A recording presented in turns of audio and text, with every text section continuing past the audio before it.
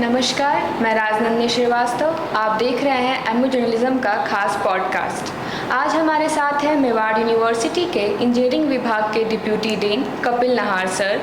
नमस्कार सर, आपका स्वागत है हमारे यूट्यूब चैनल पर। आज हम जानेंगे इंजीनियरिंग विभाग में करियर बनाने वाले छात्रों के लिए क्या है ज़रूरी बातें और उन्हें किन चुनौतियों का सामना करना पड़ता है। तो आइए शुरू करते हैं सवालों का सिलसिला। सर, आज के युवा में इंजीनियरिंग एक बेहद लोकप्रिय करियर विकल्प है।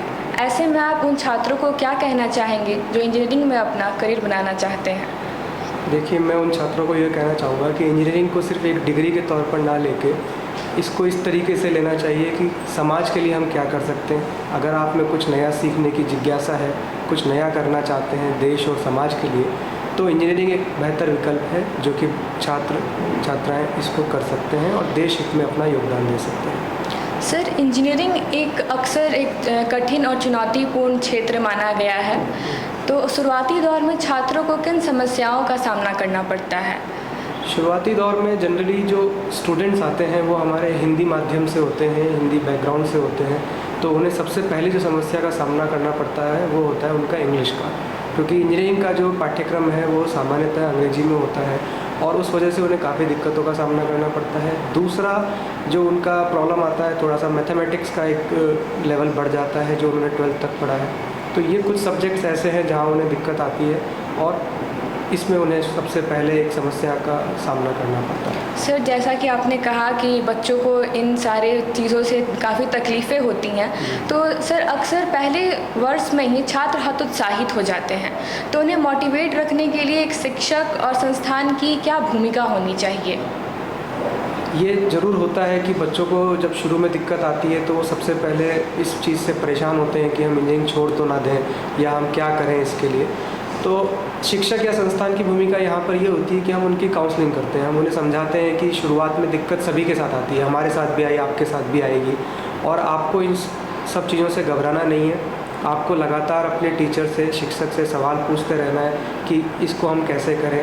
उनको अपने बेसिक कॉन्सेप्ट्स को मजबूत करना है, जिससे कि आगे जाके वो धीरे धीरे इसको और अच्छे से सब्जेक्ट को समझ सकें और शुरुआती असफलताओं को इग्नोर करके उन्हें आगे बढ़ना पड़ता है। सर, इंजीनियरिंग संभाग में कई विभाग हैं, जैसे मैकेनिकल, सिविल, कंप्यूटर साइंस आदि। आपके अनुभव के अनुसार सबसे कठिन विभाग कौन सा है और क्यों? अगर हम इसको कठिन के हिसाब से देखें तो लगभग सभी कठिन हैं, लेकिन अगर उनमें भी सबसे ज़्यादा कठिन मेरा ये मानना है कि मैकेनिकल और सिविल, ये दो विभाग ऐसे हैं जो थोड़े से मुश्किल हैं, चुनौतीपूर्ण हैं।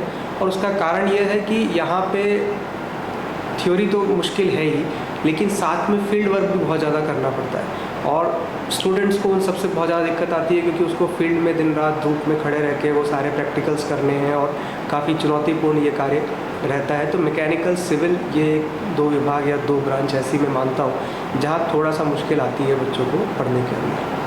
सर, वर्तमान ट्रेंड्स को देखते हुए, टेक्नोलॉजिकल ट्रेंड्स को देखते हुए, कौन सा विभाग सबसे अधिक संभावनाओं से भरा है भविष्य के लिए? देखिए, मेरा ऐसा मानना है कि अगर हम विकसित भारत 2047 का जो संकल्प लेके चले हैं तो सभी तरह के इंजीनियर्स की आवश्यकता पड़ेगी।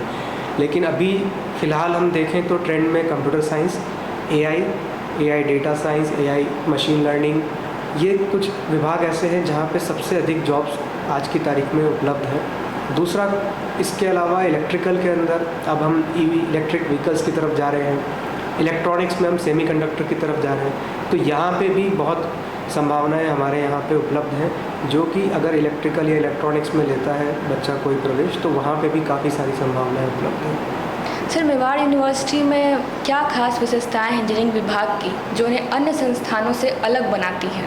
देखिए, कई सारी विशेषताएं हैं। जैसे सबसे पहले तो हमारा Mewar university NAC A grade है, जिसमें हमारा इंजीनियरिंग संकाय भी NAC A ग्रेड है। उसके बाद अगर हम देखें तो यहाँ पे जो लेबोरेटरीज़ हैं ये वेल इक्विप्ड हैं, सारी फैसिलिटीज़ लैब एक्सपेरिमेंट के लिए हमारे पास अवेलेबल है। दूसरा, हम उसको इंडस्ट्री का एक्सपोजर देते हैं, रेगुलर इंडस्ट्रियल विजिट्स कराते हैं, गेस्ट लेक्चर्स कराते हैं। उसके अलावा हमारे यहाँ पे एक शॉर्ट टर्म ट्रेनिंग का कॉन्सेप्ट है, जहाँ पे हम हर एक स्टूडेंट को किसी एक पर्टिकुलर टेक्नोलॉजी में ट्रेन करते हैं, जो कि उसका 21 से 45 डेज़ का ट्रेनिंग होता है। और उसके बाद हमारे यहाँ एक मैंडेटरी इंटर्नशिप है 6 मंथ का। तो स्टूडेंट ये सारा सब कुछ करने के बाद 6 महीने के लिए इंडस्ट्री से अटैच हो जाता है, जिससे उसकी जॉब की संभावनाएं काफ़ी गुना बढ़ जाती है और बहुत आसानी से वो जॉब ले भी पाता है। सर, जैसा कि आपने बताया कि इंडस्ट्रियल विज़िट करवाया जाता है, तो सर और हमारे श्रोताओं को और अच्छे से बताइए कि मेवाड़ यूनिवर्सिटी में किस प्रकार इंडस्ट्रियल एक्सपोज़र, इंटर्नशिप और प्रैक्टिकल ट्रेनिंग दी जाती है। देखिए, मैंने जैसे आपको बताया, इंडस्ट्रियल विज़िट तो हमारे करिकुलम का एक इंटीग्रल पार्ट है।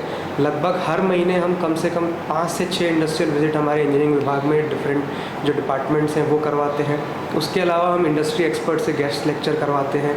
इसके अलावा हमने कुछ इंडस्ट्रीज़ के साथ टाई अप किया हुआ है, जैसे महिंद्रा एंड महिंद्रा के साथ हमने टाई अप किया हुआ है, तो उनका जो ट्रैक्टर डिवीज़न है उनके साथ हमारा टाई अप है। महिंद्रा के जो इंजीनियर्स हैं वो हमारे बच्चों को उस पर टेक्नोलॉजी पर ट्रेन करते हैं। सिमिलरली हमने अल्ट्राटेक सीमेंट के साथ टाई अप किया हुआ है, जो हमारे सिविल इंजीनियर्स को ट्रेन करते हैं लेटेस्ट बिल्डिंग मटीरियल्स के ऊपर। तो इस तरह से हमारे कई सारे इंडस्ट्रियल टाई अप हैं। इसी तरह से हमारे गेस्ट NIT दिल्ली के साथ हमारा टाई अप हो रखा है, जहाँ से हमारे गेस्ट लेक्चर्स और प्रोफेसर्स आके स्टूडेंट्स को लेक्चर देते हैं। और एक रिसेंट हम टाई अप IIT मद्रास के साथ करने जा रहे हैं, जो कि अगले ही महीने तक कंप्लीट हो जाएगा। IIT मद्रास के जो ऑनलाइन लेक्चर्स हैं वो भी हमारे स्टूडेंट्स को अवेलेबल रहेंगे। उसके अलावा जो हम प्रैक्टिकल ट्रेनिंग की हम बात करते हैं, तो वहाँ शॉर्ट टर्म ट्रेनिंग के लिए हमारे पास डिफरेंट MSME टूल रूम्स हैं, जैसे Indo German tool room Ahmedabad, Aurangabad. MSME के जो टूल रूम्स हैं जमशेदपुर में, भुवनेश्वर में, सभी जगह हमारा टाई अप है, जहाँ पे best world class facilities training के लिए अवेलेबल है, जो हमारे स्टूडेंट्स वहाँ पे शॉर्ट टर्म ट्रेनिंग करते हैं। उसके बाद हम बात करते हैं इंटर्नशिप्स की, तो इंटर्नशिप्स के लिए करीब 500 से अधिक कंपनियों के साथ हमारा टाई अप है, जहाँ पे स्टूडेंट्स को इंटर्नशिप मिलती है।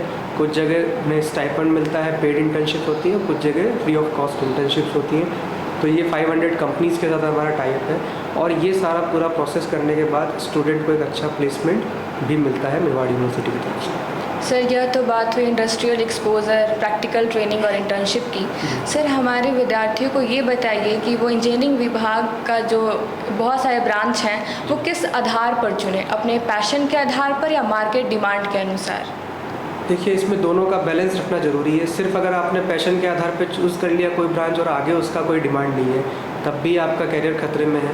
और अगर आपने सिर्फ और सिर्फ मार्केट डिमांड के हिसाब से चूज़ कर लिया कोई कोर्स और आपका उसमें कोई इंटरेस्ट नहीं है, आप उसमें कोई रुचि नहीं रखते हैं, तो भी आपको फिर लॉन्ग टर्म में दिक्कत आती है। तो मेरा सिर्फ छात्रों को ये संदेश रहेगा कि दोनों चीज़ों को देखें, अपना पैशन भी देखें, मार्केट में क्या कोर्स की डिमांड है आने वाले टाइम में, और उन दोनों को देखते हुए एक सही फैसला करें। सर, अंत में हमारा यह सवाल है कि आज के युवा इंजीनियरों को अगर आपको एक प्रेरणादायक संदेश देना होगा तो वह क्या होगा। देखिए, मेरा संदेश सिर्फ ये है कि इंजीनियरिंग, मैंने जैसे शुरू में बताया कि सिर्फ डिग्री नहीं है, ये समाज को बदलने का एक साधन है। तो अगर हमें विकसित भारत का जो हमारा संकल्प है 2047 तक, उसको पूरा करना है, अगर हमें जो दूसरे देश हैं, चाइना है, US है, उनसे कॉम्पीट करना है, तो हमारे इंजीनियर्स को ना सिर्फ एक टेक्निकल नॉलेज होना चाहिए, उन्हें अपना इस तरह से स्किल्स डेवलप करना होगा कि वो प्रॉब्लम सॉल्विंग स्किल को इनेबल करें अपने अंदर, और समाज की जो समस्याएं हैं, देश की जो समस्याएं हैं, उनको सुधारने का उनके लिए प्रयासरत हों। और जब वो इस तरीके से काम करेंगे तो मेरा मानना है कि जो हमारा देश का जो विकसित भारत का सपना है 2047 तक, वो भी हम पूर्ण करेंगे।